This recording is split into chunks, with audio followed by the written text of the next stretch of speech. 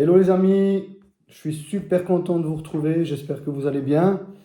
Alors aujourd'hui, nous ne continuons pas exceptionnellement l'étude sur Genèse 13 avec le parcours de Lot.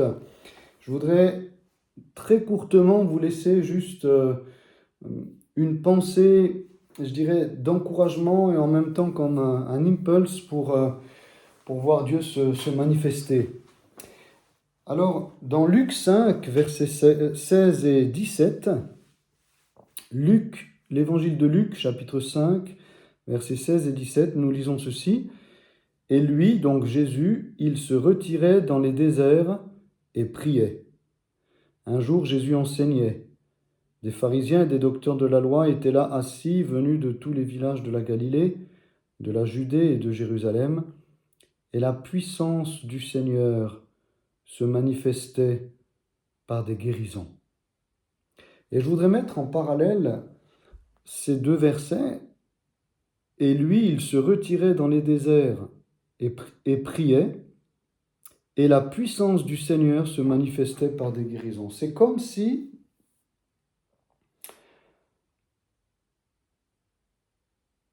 il y a la cause, l'origine, et la suite, la conséquence. Il n'y a pas d'origine sans cause. Il n'y a pas de puissance sans chercher la face de Dieu. Il n'y a pas de manifestation de la présence de Dieu sans qu'on ait été avec Dieu. Et ce qui est beau, c'est qu'il est dit, et lui, il se retirait dans les déserts et priait.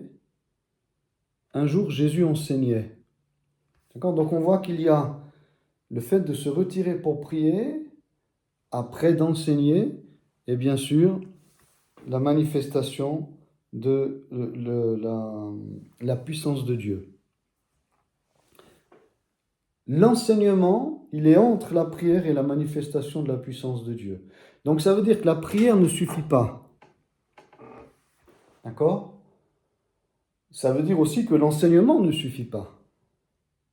Mais que s'il y a la prière et l'enseignement, il y a ensuite également les manifestations de la puissance du Saint-Esprit. On peut dire aussi autrement, les manifestations du Saint-Esprit ne suffisent pas. Il faut qu'il y ait l'enseignement et il faut aussi qu'il y ait la prière.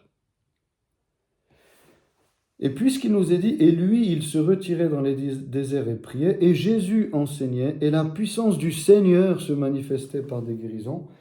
Ici, on voit que c'est le Seigneur qui est à l'œuvre. C'est le Seigneur qui prie, c'est le Seigneur qui enseigne, c'est le Seigneur qui guérit. Donc, si Jésus est notre modèle, nous devons le suivre.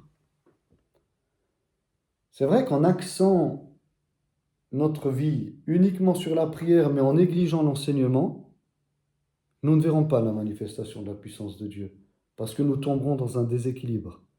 Ça peut être même parfois un peu dangereux, parce que si la parole de Dieu ne vient pas structurer notre vie de chrétienne, nous risquons, de tomber peut-être dans une sorte de mysticisme. Parce que la prière sans la doctrine, sans l'enseignement, elle n'a pas d'assise. Inversement, si nous n'axons que notre vie chrétienne sur l'enseignement, nous allons nous dessécher, parce qu'il manquera la communion, l'intimité, la vie que l'on ne peut trouver, n'est-ce pas, qu'au travers d'une intimité, d'une vie de prière avec le Seigneur. Et d'un autre côté, si nous ne courons qu'après les miracles, nous resterons des chrétiens superficiels, fragiles, légers, emportés à tout vent de doctrine, très facilement déstabilisés, immatures, insatisfaits, capricieux. Donc ici, je trouvais intéressant vraiment ce texte-là de l'Écriture, et vraiment, je trouve qu'il y en a pour tous en fait. Il y en a pour les serviteurs de Dieu, il y en a pour les anciens, pour les diacres, pour les louangeurs, pour ceux qui travaillent eh bien, d'une manière ou d'une autre à l'évangélisation. Il y en a pour tous en fait, dans le travail de visite, etc. Dans le travail de relation d'aide, d'accompagnement, il y en a pour tous. Donc la prière est vraiment quand même la chose principale, la chose première. Et il se retire dans les déserts. Jésus nous attend dans le secret de la prière. Dans les déserts, où il n'y avait personne, pour être face à face avec son Père. Alors eh bien, faisons-le. Nous ne le dirons jamais assez. Retirons-nous. Retirons-nous dans la prière. Prenons vraiment ce temps, ce face-à-face avec Dieu. Et prions. Laissons vraiment notre cœur s'est penché devant Dieu. Il faut que nous laissions du temps à Dieu pour qu'il puisse nous parler.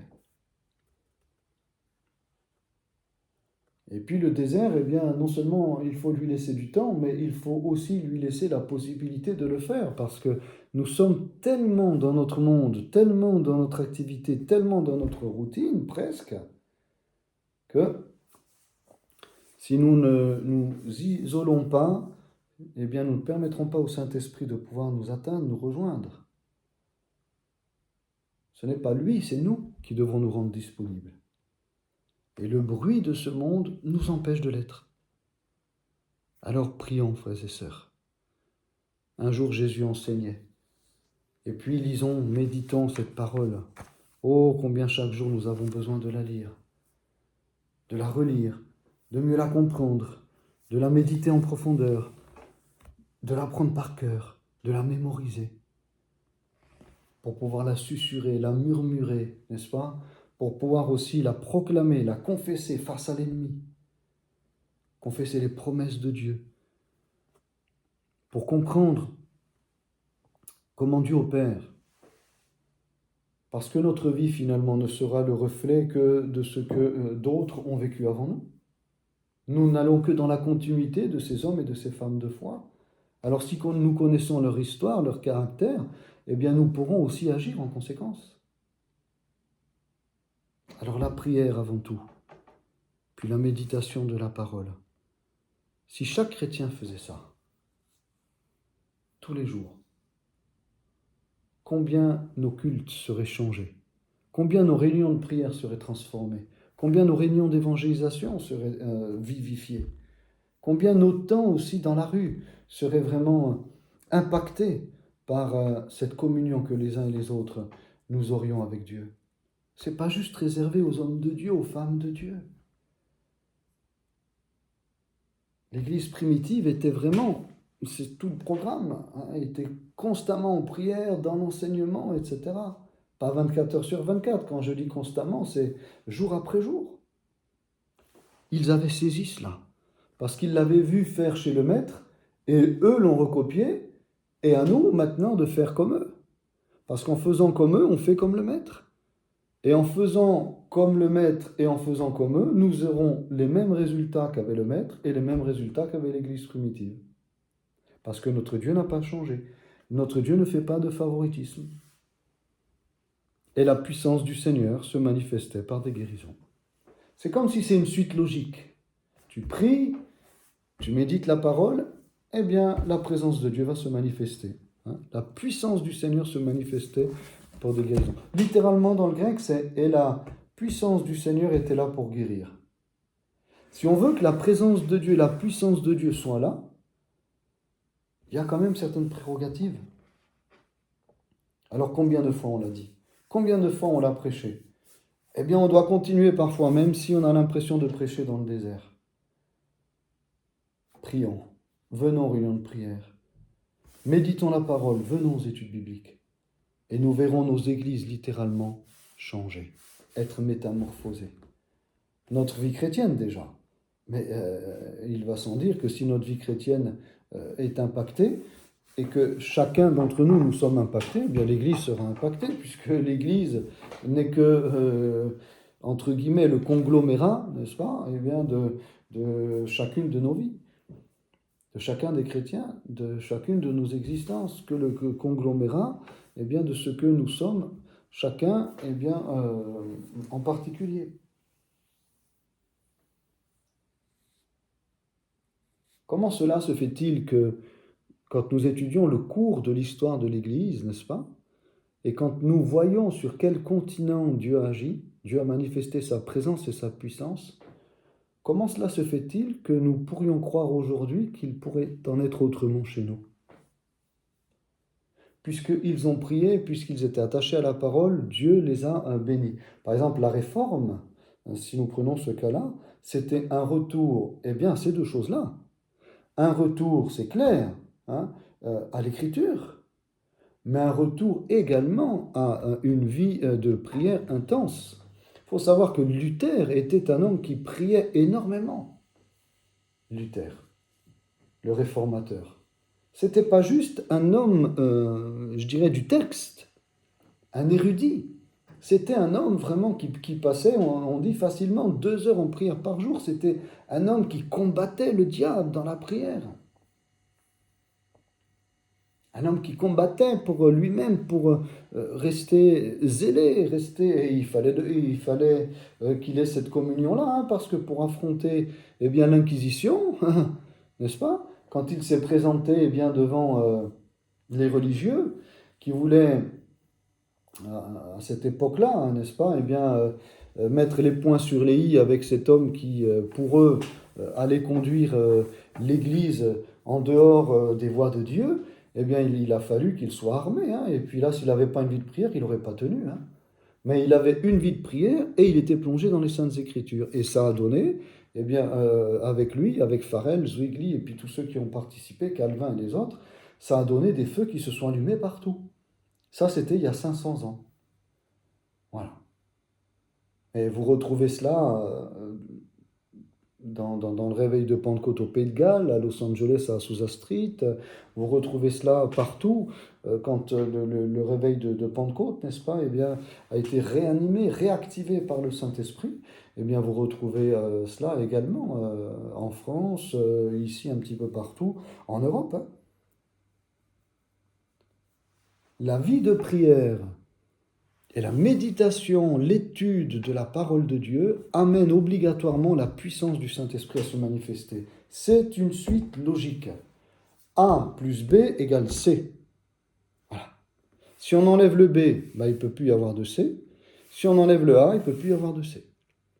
A plus B égale C. La prière plus l'étude de la parole de Dieu égale la manifestation de la puissance du Seigneur.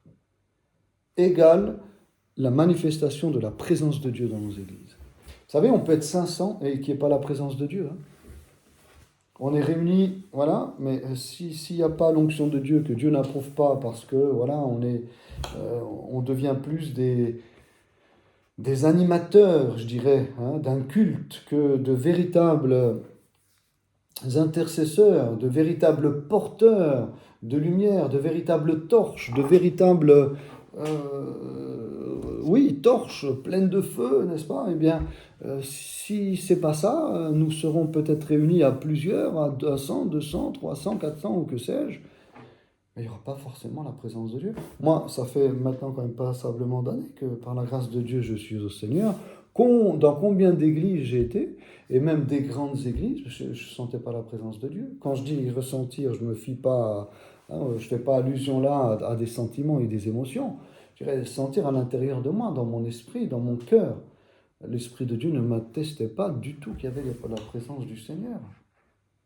Et d'autres fois, j'ai pu aller même dans des cellules de prière, il y avait vraiment la présence de Dieu. Je me souviens quand on venait en vacances, c'était au tout début des années 2000, dans le Jura bernois, il y avait une cellule de prière là-bas du côté de Corgémont, pour ne pas le nommer ce village, et il y avait une petite cellule de prière, on n'était que quelques-uns, mais quelle présence du Seigneur il y avait dans ces réunions. Parce que les frères et sœurs étaient vrais, parce qu'ils aimaient la parole, ils aimaient la prière, et quelle fidélité il y avait la présence de Dieu. Et c'est vrai que le nombre ne veut rien dire. Ce qui veut dire Et ce qui attire, parce que quand il y a la présence de Dieu, ça attire, ce qui attire, c'est pas le nombre. On peut être 400, puis tu te dis là, mais qu'est-ce que je fais là? Bon, voilà, il y a eu un message qui a été apporté, mais ça paraissait sec. Puis les gens sont entre eux, vous arrivez, vous avez peut-être même pas été salué, vous repartez comme vous êtes venu, mais il n'y a rien qui t'a attiré en fait. Et quand il y a la présence de Dieu, imaginez, ils sont 400, il y a la présence de Dieu, il y a l'onction du Saint-Esprit. La parole, c'est la saine doctrine. Les ministres du culte sont des hommes et des femmes remplis du Saint-Esprit. Ah là, ça change tout là. Et même si peut-être on a essayé, on a oublié, pardon, de te saluer, ce qui serait quand même extraordinaire, mais enfin ça peut arriver, tu vas revenir parce que quoi? Parce que voilà, il y avait un esprit de prophétie, parce que dans la louange, c'était pas juste des chants qui étaient vidéoprojetés, il y avait quelque chose. Et ce quelque chose, c'est l'onction du Saint-Esprit, parce que le prédicateur était conduit par le Saint-Esprit, guidé. Et au-delà de la belle organisation, que tout fonctionnait, vous voyez, dans les moindres rouages, avec une huile parfaitement eh bien, agencée à chaque rouage de la chaîne, etc., et du mécanisme, eh bien, au-delà de tout ça, s'il n'y avait pas la présence du Saint-Esprit, tu ne reviens plus. Hein. Et c'est pareil dans les petites églises, hein, qu'on soit petite ou grande église, c'est la même chose. On est tous logés à la même enseigne. Hein. Est-ce que dans notre église, il y a la présence de Dieu? Est-ce que dans notre église, il y a l'onction du Saint-Esprit? Est-ce que dans notre église, les gens viennent parce qu'il y a du nombre, il y a du chiffre, il y a de l'organisation, il y a... Tout ça, c'est bien, bon, pas de problème, hein, parce que le Seigneur nous appelle à grandir, le Seigneur nous appelle à faire les choses avec ordre et bienséance, pas de souci, tout ça, c'est biblique. Mais au-delà de tout ça, est-ce qu'il y a la présence de Dieu? Parce que c'est ça, finalement. S'il y a de l'organisation, s'il y a, je dirais, des ministères en place, s'il y a de l'ordre, s'il y a eh bien, tout un tas de programmes et tout, et tout, et tout, et tout, mais que là-dedans, on a l'impression qu'il y a tout, mais sauf la présence du Saint-Esprit, vous allez me dire, ça peut paraître paradoxal, ça peut peut-être, pasteur, même être impossible, eh bien moi je vous dis que ce n'est pas impossible. Ce n'est pas impossible. Nous pouvons faire l'œuvre de Dieu sans Dieu. En tout cas, croire faire l'œuvre de Dieu sans Dieu. Ça peut fonctionner. Hein. Les gens y viennent parce qu'il y a de l'ordre, les gens y viennent parce que, ben voilà, ils sont dans un système qui les rassure, etc., etc. Mais si vous leur posez la question, tu vas pourquoi? Jamais ils te diront, j'y vais parce qu'il y a la présence de Dieu. J'y vais parce qu'il y a ma famille, j'y vais parce qu'on m'a invité, j'y vais parce que, voilà, il joue bien, etc. J'y vais parce que, eh bien, il y a du monde. J'y vais parce que, ben, voilà, ça me rassure. On se retrouve entre nous. Voilà. Mais si quelqu'un te dit, je vais à l'église parce qu'il y a la présence de Dieu, bingo là, tu es dans la bonne église. Bon, je ne dis pas que vous êtes dans la mauvaise église, hein, c'est pas ce que je veux dire, mais si quand tu poses la question, fais-le, pose la question à un frère et une sœur de ton église. Tu lui dis, est-ce que, non pas est-ce que, pourquoi tu vas à l'église? S'il te dit, parce j'y ressens la présence de Dieu, ah, c'est bon, c'est bon. Et s'il te dit, ouais, j'y vais parce que, bon, bah voilà, il faut bien trouver une église, parce que je les connais depuis longtemps, parce que ceci, parce que cela, parce que... Jésus priait, Jésus enseignait, et la puissance de Dieu se manifestait par des guérisons. Il faut que la puissance et la présence de Dieu se manifestent. Se manifestent. Donc on doit la ressentir, elle doit être palpable. Amen. Alors eh bien je crois qu'on doit tous prier pour ça. Et tous prier pour que nous soyons en prière et pour que nous soyons dans l'étude de la parole de Dieu. À titre personnel, mais aussi dans l'Église. C'est pourquoi que nous, personnellement, on maintient et nos réunions de prière chaque semaine le vendredi et nos réunions d'études bibliques chaque semaine le mardi. Et depuis des années maintenant. On le maintient. Il y a peut-être des fois moins de monde, il y a peut-être parfois plus de monde, peu importe. On a aussi la possibilité de retransmettre en tout cas les études via YouTube. Voilà. Mais même avant, hein. Avant, on n'avait pas YouTube, il y a quelques années encore en arrière, on était quelques-uns, mais les frères et sœurs se réjouissaient. Ils venaient affamés, affamés. Et je me souviens encore de ces toutes premières réunions. Parfois, quand j'y repense, je me dis, mais vraiment, ces frères et sœurs, quelle faim et soif ils avaient. Chaque mardi, ils étaient là, ils posaient des questions, et puis il y avait des débats, etc. Et même, c'est moi qui devais dire, bon, maintenant, voilà, maintenant, on va rentrer, on va terminer. Formidable. On n'était pas une centaine, hein. On n'était que quelques-uns. La présence de Dieu attire. Donc si on dit j'y vais parce qu'il y a la présence de Dieu, c'est bon signe et pour l'Église et pour toi. Et pour toi aussi. Pas juste pour l'Église dans laquelle tu vas, mais aussi pour toi. Si toi, il y a la présence de Dieu dans l'Église, mais que tu y vas pour autre chose que pour la présence de Dieu, eh bien toi, t'es mal barré là. Donc ça veut dire, quelque part, reprends-toi, ressaisis-toi. Parce que là, le Seigneur est en train de te parler. Il est en train de te dire, tu viens pour quoi? Tu viens pour moi? Pour me trouver?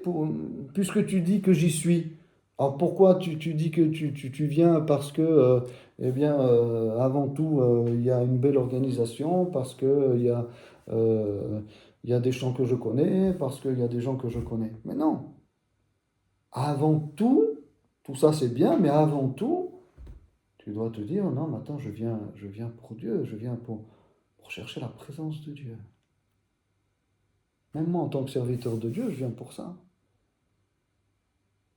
Moi-même, je cherche cela à titre personnel, jour après jour, mais aussi je le cherche dans l'Église. Et c'est pourquoi, des fois, je dis aussi à mes frères et sœurs, et je les exhorte, en disant, bien, quand vous avez un don spirituel, une prophétie, quelque chose qui est là dans votre cœur, eh bien, n'hésitez pas à communiquer cela et à transmettre cela en toute liberté, parce que, eh bien, de cette présence qui est sur vous, ça va toucher aussi les autres. Je terminerai juste avec ce témoignage il n'y a pas longtemps, c'est pas pour élever qui que ce soit, mais une sœur de l'Église a été saisie d'un esprit de prophétie.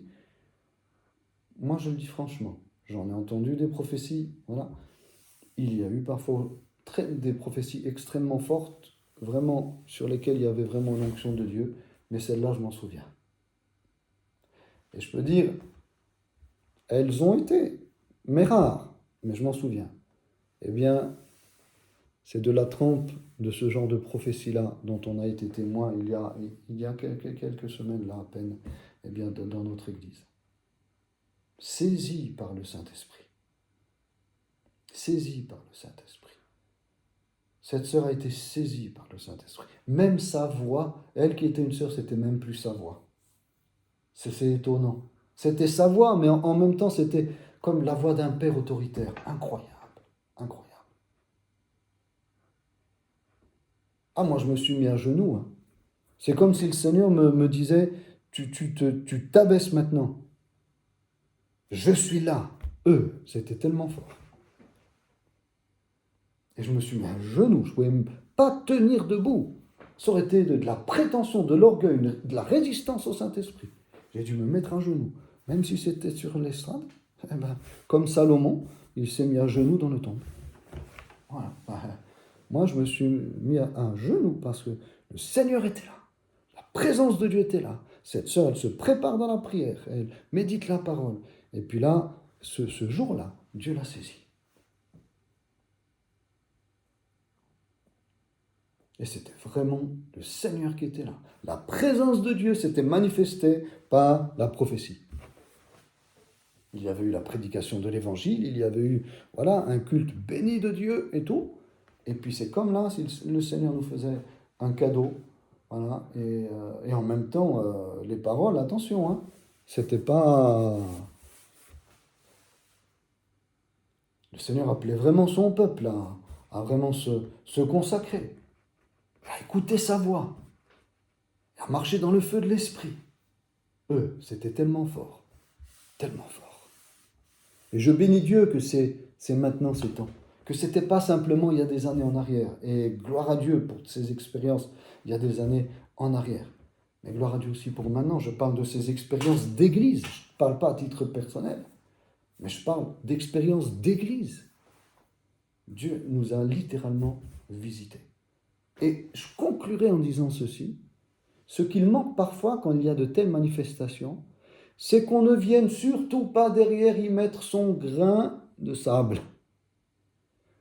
C'est-à-dire que quand on entend une sœur qui est visitée comme ça, un frère qui est visité, ayons surtout le tact, ayons surtout le discernement de ne pas venir entonner un chant qui n'a rien à voir, de ne pas venir sortir un verset biblique ou lire un verset biblique, c'est pas le moment, de ne pas venir faire une prière qui part dans une direction qui n'a absolument rien à voir avec l'esprit du moment. Mais soyons tellement sensibles au Saint-Esprit, tellement. Parce que autant l'Esprit de Dieu peut visiter comme ça, et autant, même si cette personne ne s'en rend pas compte, mais autant un frère et une sœur peuvent venir tout casser là, avec une prière qui n'a rien à voir, avec un chant, entonner un chant qui n'a rien à voir, qui n'est pas du tout dans l'esprit, avec je sais pas, même ce que lui ou elle pourrait croire être une prophétie juste derrière, alors que ce n'en est pas, que c'était juste quelque chose qui était sur son cœur et qui n'était pas à donner à ce moment-là. Ou même un pasteur qui dirait, voilà, maintenant nous allons conclure la réunion, que sais-je. Mais que Dieu nous en garde, que Dieu m'en garde.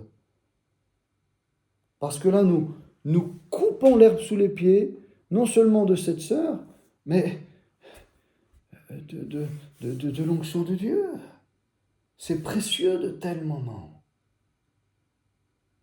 Ayons l'intelligence spirituelle, la sagesse spirituelle, l'écoute spirituelle, la sensibilité spirituelle de se dire, faire preuve d'une extrême humilité, de dire, mais Dieu parle là, Dieu parle là, Dieu parle, Dieu parle, je me tais. Moi, je vous dis, personnellement, j'étais à genoux, j'étais recroquevillé sur moi-même, et j'étais simplement là, disant, Seigneur, me voici là devant toi, point barre, me voici là devant toi. Jésus priait, Jésus enseignait, et la puissance du Seigneur se manifestait. Quand la puissance et la présence de Dieu se manifestent, ayons vraiment ce respect, cette crainte de Dieu, de laisser la place au Saint-Esprit. N'y mettons pas notre grain de sable. N'y mettons pas la main là-dedans. Recueillons-nous. Laissons l'Esprit passer. Laissons l'Esprit souffler. Et si, par aventure, il devait ajouter quelque chose, eh bien que ce soit guidé au niveau du timing de Dieu, que ce soit guidé au niveau de la pensée de Dieu, que ce soit guidé. L'esprit, c'est comme une colombe. Autant elle peut venir facilement, voyez, sur quelqu'un qui se prédispose, sur des personnes qui se prédisposent, mais si d'autres viennent et puis, pam, tout d'un coup, font un grand éclat, qu'est-ce qu'elle fait la colombe? Hop, elle s'en va. Alors qu'elle était descendue. Elle était là, au milieu de nous. Mais par manque de sagesse, par des comportements charnels. La manifestation de la chair, a fait fuir la manifestation du Saint-Esprit. Alors veillons à cela. Je le dis à moi-même en premier, je prêche à moi-même en premier. Que je puisse veiller, que nous puissions veiller à qu'il n'y ait pas, au milieu de la manifestation du Saint-Esprit, une manifestation de notre part charnelle. J'entends, qui passerait pour religieuse, inspirée, etc., mais qui n'a rien à voir avec le moment. Rien à voir. Donc un conseil, quand nous entendons une prophétie, quand nous voyons que quelqu'un est visité par le Saint-Esprit, premier réflexe, taisons-nous. Premier réflexe, taisons-nous. Soyons à l'écoute, soyons sensibles et entrons dans ce mouvement de l'Esprit. Et alors, nous verrons Dieu agir. Parce que la prière, accompagnée de l'étude de la parole, amène la présence du Saint-Esprit, attire la colombe dans nos assemblées, attire le vent du Saint-Esprit. Attire le feu du Saint-Esprit. Attire la personne du Saint-Esprit. Alors que Dieu nous aide, vous et moi, et qu'ainsi nous puissions prier, méditer la parole et goûter à la bonne présence du Saint-Esprit dans nos assemblées et à la manifestation de sa puissance pour le salut des âmes et pour la bénédiction de l'Église. À lui soit la gloire. Amen. Merci Seigneur pour ta bénédiction, parce que tu veux que ton peuple soit béni. Alors merci parce que tu nous appelles pour cela, à prier, à méditer ta parole, à avoir ce cadre, cette architecture, cet échafaudage sur lequel nous pouvons bâtir et construire et édifier l'Église du Dieu vivant. Merci Seigneur pour ton Saint-Esprit, qui ne se contente pas de nous conduire dans la prière et dans l'enseignement, mais qui veut se manifester de manière concrète au milieu de nous. Bénis chaque Église représentée, bénis notre Église locale, bénis-nous ensemble, et que toutes ces Églises, ensemble, qui forment ton Église, nous puissions être des réceptacles, des portes ouvertes à la manifestation et à la présence du Saint-Esprit au milieu de nous, afin que Jésus soit glorifié dans l'Église et à l'extérieur de l'Église. Amen, amen, amen. Que Dieu vous bénisse, que Dieu vous fortifie, que Dieu vous encourage. Je vous souhaite une excellente semaine. Et Dieu voulant, à mardi prochain. Shalom.